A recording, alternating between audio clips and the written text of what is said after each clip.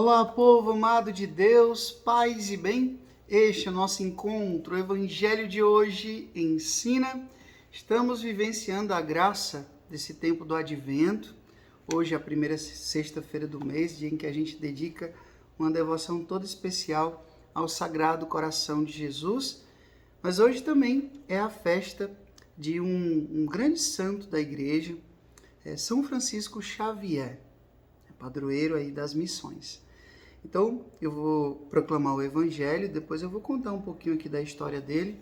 Quero que você acompanhe comigo o Evangelho, Mateus, capítulo 9, do versículo 27 até o versículo 31, que diz assim: Naquele tempo, partindo Jesus,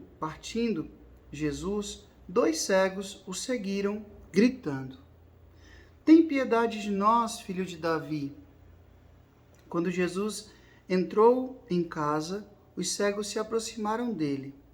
Então Jesus perguntou-lhes: Vós acreditais que eu posso fazer isso? Eles responderam: Sim, Senhor. Então Jesus tocou nos olhos deles, dizendo: Faça-se conforme a vossa fé. E os olhos deles se abriram.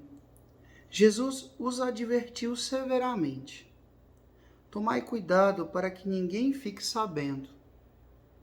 Mas eles saíram e espalharam sua fama por toda aquela região. Palavra da salvação, glória a vós, Senhor. Povo amado de Deus, hoje nós escutamos esse relato aqui de São Mateus, que fala da cura de 2 cegos. Primeira coisa que eu quero dizer para vocês é que devolver a vista aos cegos era um sinal messiânico. Então, aqueles homens que viviam excluídos e marginalizados, eles encontraram em Jesus o Messias esperado. Havia no coração daquele povo verdadeiramente uma santa ânsia, um santo desejo, um anelo pela chegada do Messias. Aquele povo esperava porque a chegada do Messias representava o quê? Cura, representava libertação, representava paz, representava salvação. Então era a esperança que eles tinham. Era que o Messias iria chegar, iria inaugurar um novo tempo. E quando ele chegou, esses homens perceberam. E aí eu fiquei pensando, o evangelho de hoje é assim. Às vezes, a nossa enfermidade, às vezes aquilo que nos afasta. Veja bem, eu quero me explicar melhor. Sabe, aquela ferida na tua alma, aquilo que talvez até você faz tempo que tenta se libertar, como se fosse aquilo que Paulo falou, o espinho na carne, sabe? Que você já pediu várias vezes para Jesus tirar e Jesus não tirou, mas que é o que faz você permanecer perto dele. É o que faz você voltar sempre para ele. É o que não te deixa se envaidecer. Porque você sabe que você pode ter muitas qualidades, mas você não é perfeito em tudo. Foi a enfermidade desses homens que os levaram a Jesus. É aquilo que a gente escuta na Páscoa, né? Feliz culpa de Adão, que nos fez vir o Messias, Jesus. Feliz culpa. Então, às vezes a nossa cegueira humana, ela pode também ser uma possibilidade. Estou dizendo que você tem que ficar cego pelo pecado para poder ir buscar a Deus.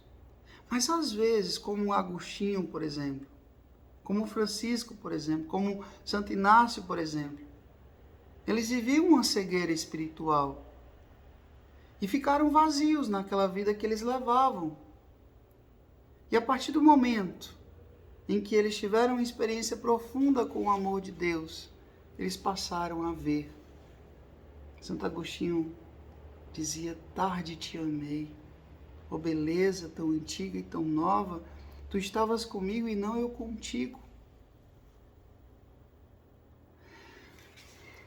Eu fiquei pensando que às vezes a minha enfermidade, a minha fragilidade, o meu pecado é uma possibilidade de eu me aproximar mais daquele que pode me curar. Assim como a gente está doente e a gente vai para o médico, existe um provérbio que o pessoal diz, né? A dor ensina a gemer. Não é que você tenha que ficar doente, não é que você tenha que sofrer para poder ir buscar a Deus, não.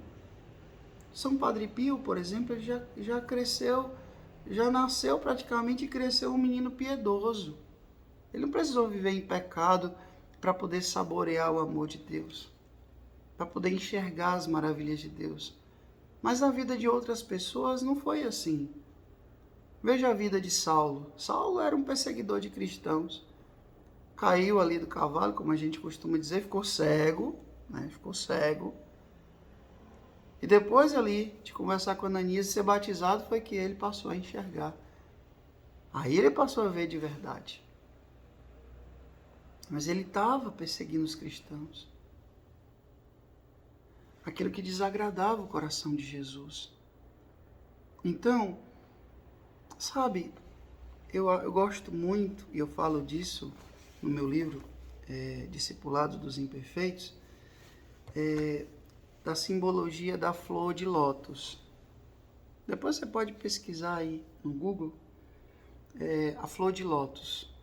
A flor de lótus é uma das flores mais cheirosas que existem, mais bonitas que existem. Mas elas nascem nos pântanos mais podres. Elas nascem nos pântanos mais podres que existem.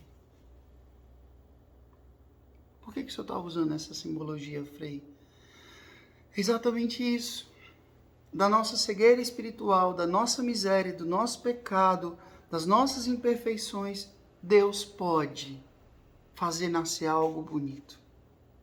Deus é tão bom, tão maravilhoso, que até de uma coisa ruim Ele sabe tirar uma coisa boa. Até dessa cegueira desses homens, Ele soube tirar dali um motivo para eles acreditarem, para eles poderem sair, como eles saíram aqui, ó, glorificando a Deus e dizendo para todo mundo o que Jesus tinha feito por eles. Vamos pedir a Deus que Ele venha curar as nossas cegueiras espirituais. E que a partir dessas cegueiras espirituais, a gente possa encontrá-lo e ser transformado por Ele. O Senhor esteja convosco, Ele está no meio de nós. Que Deus Todo-Poderoso vos abençoe, Ele que é Pai, Filho, Espírito Santo. Deus do céu, paz e bem. Curta, comente, compartilhe esse vídeo. E eu fico feliz também quando você interage comigo. Sempre leio aqui os comentários. Gosto muito, porque aí mostra que a gente é família também.